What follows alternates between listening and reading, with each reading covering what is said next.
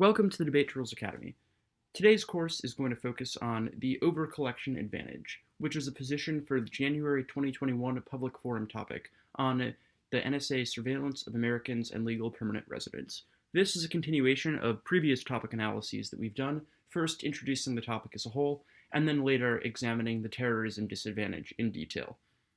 So we'll go through what the overcollection advantage is, but first, I want to discuss a little bit how you should use the file that we're going to attach. So in this file, there's a set of cards that form a sample for an overcollection advantage. Our recommendation would be not to just download the file and read this evidence in a given debate.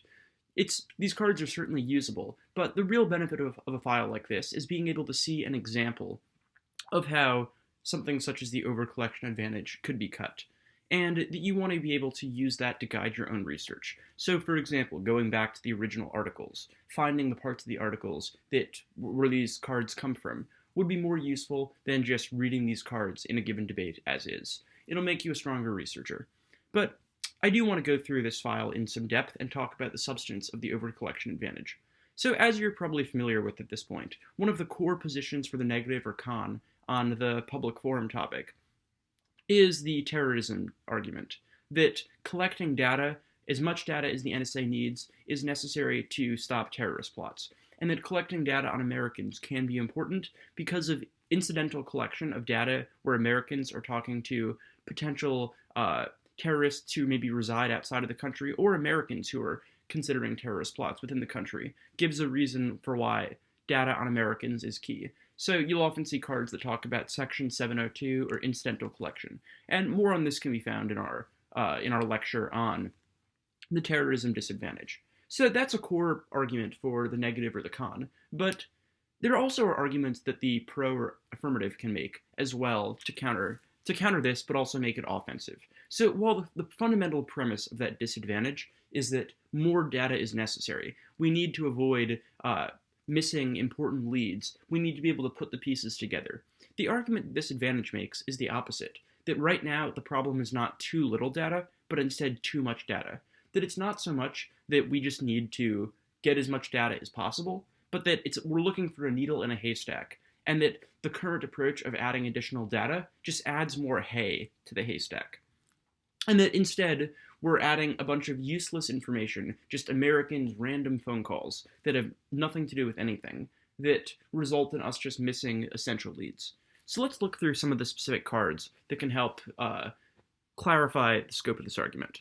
So first we have the Gotin and Patel evidence, which establishes the connection between the topic and Section 702. That Section 702 is really the authority that legitimizes collecting data on Americans. There's no real distinction between foreign and domestic surveillance because foreigners may interface with people domestically, which means that the information we're collecting about foreigners that is legal under FISA, the Foreign Intelligence Surveillance Act, also renders it legal to collect information about Americans. So this line in particular, the exercise of authorities aimed at foreigners abroad inevitably picks up swaths of information about Americans, which then establishes the connection between the topic and Section 702, which allows you to broaden the scope of solvency for this advantage. So we keep going, and we see that it's currently unlimited, basically, that the government has been able to eliminate many of the limitations on collection, especially following 2001. So examples could be the Patriot Act, that legitimized a much greater scope for American surveillance. So the first half of this card is showing the scope of existing surveillance, that there can be wide information collection on both Americans and foreigners. But we also can see that a lot of the time the issue may just be too much information, which starts to establish the core of your argument about overcollection. Here we see an example of 9/11. They had the requisite information, but they just didn't do a good job analyzing it. The issue was not lacking information, but if anything, too much information. That we had so much irrelevant information that the relevant stuff got lost in the haystack, and that we weren't able to really do effective analysis. So again, another line, wholly domestic communications are swept up in the net, that even communications for Americans that are not directly to foreign entities may still somehow be swept up, and that those are perhaps less relevant to the investigations that are going on. And that So we can then see really from this piece of evidence the scope of collection that is going on and how much data is being collected on Americans and foreigners that may ultimately not be useful. So this next card, the Granick card, is really the card that impacts this and connects this to the phenomenon of information overload, where too much data gets included.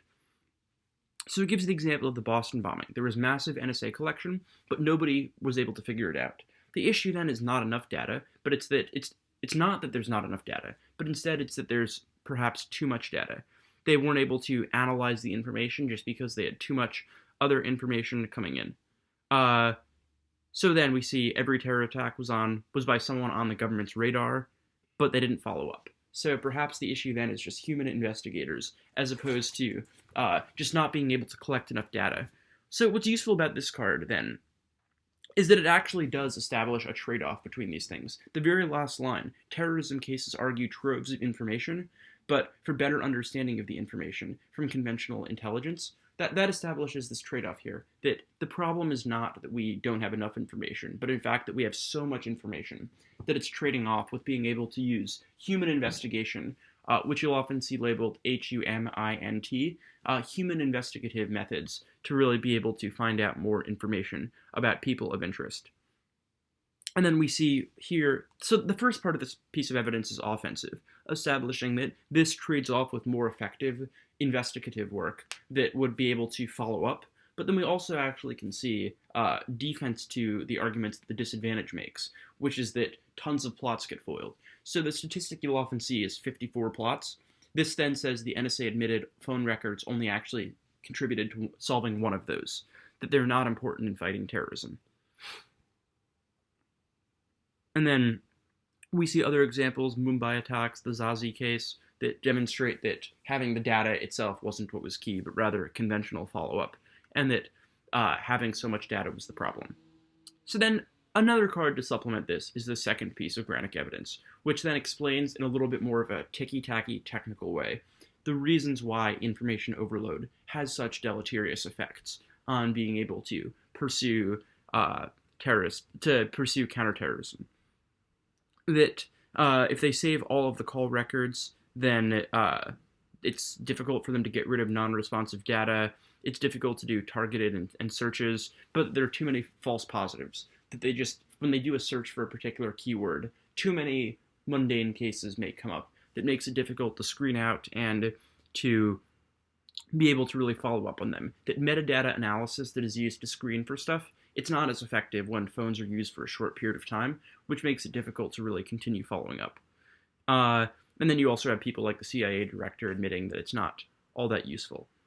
So yeah, basically the thrust of the two Granick cards is establishing that targeted human-led data collection is more efficacious for solving terrorism than using big data, which is useful because then when answering this terrorism disadvantage, your argument is not we should just stop looking for stuff, but it's rather that we make it better, that our approach to surveillance is far more effective. And then there's also an answer to technology improving will fix this. It says it's not true. It's going to continue to have more false positives than negatives. This is something endemic to the technology, and it cites some math that it's impossible for it to overcome many of these false positives.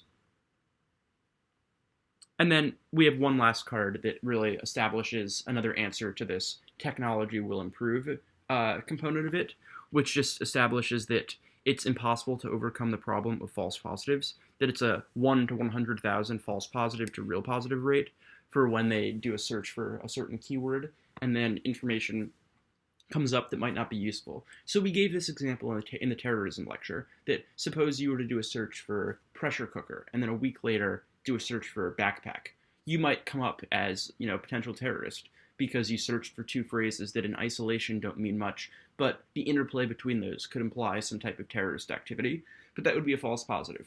And I'm sure that happens far, far more often than actual plots are detected. So the next piece of evidence that we will look at then is, this is a very long card, is the impact card. So we've so far established that the use of big data is a lot less effective at stopping terrorist plots than targeted collection. So this is offense, not just defense. It establishes that the status quo has a needle in a haystack problem that is resulting in information slipping through because we just are getting too much unnecessary information. So we then have an impact card that terrorists will be able to acquire a nuclear weapon and carry out an attack, which ensures conflict. Typically, the other team will also be making arguments about terrorism, so the impact is less necessary. Instead of dealing with their position at the level of why their impact is silly, why terrorism won't happen, you are instead attacking this very offensively, that only stopping mass collection is able to actually reduce terrorism. And then the final card is a solvency card that explains in a little bit more depth the mechanism for this advocacy, that it limits incidental collection under 702, which ensures that Americans' data is not swept up, which takes a much more targeted approach to the issue, which is in line with the first card that we've read on this advantage, that establishes how this position is much more granular, not just taking in all of the data, but rather weeding out the data from Americans that is being overcollected in the status quo. So to summarize, the core strategic utility of this advantage is that it just takes on directly the core disadvantage that will be read on this topic, which is terrorism. It doesn't attempt to argue that terrorism is low risk or less important than something like privacy. It argues that if you care about preventing terrorism, you should stop overcollection and endorse this advantage. So why might that be strategic? It directly undercuts the core argument that your opponent will likely be making. But of course, the downside is that you forfeit the ability to answer the impact or the internal links, or what basically gets your opponent to that impact when you are answering their position, that it forces you to concentrate most of your game on offense, which benefits you if you feel very good about the offense, and it means that you can win on one of your opponent's core positions. But of course, the downside is that the debate will likely come down to that position, so you need to feel very comfortable really consolidating the debate very narrowly to that. So in this advantage, we can get a sense of what the structure really would be. We have a couple of cards that establish solvency, so this EFF card and the very first card in the advantage, the Go Team card, that establish how there are really two approaches, mass collection and then a more targeted approach underneath the existing surveillance rules that don't focus on incidental collection of Americans.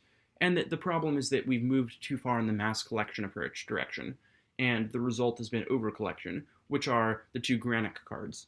And then we have a couple of cards that are more technical underneath that, establishing the reasons why overcollection is such a problem and why technology can't solve, because of the issue of false positives.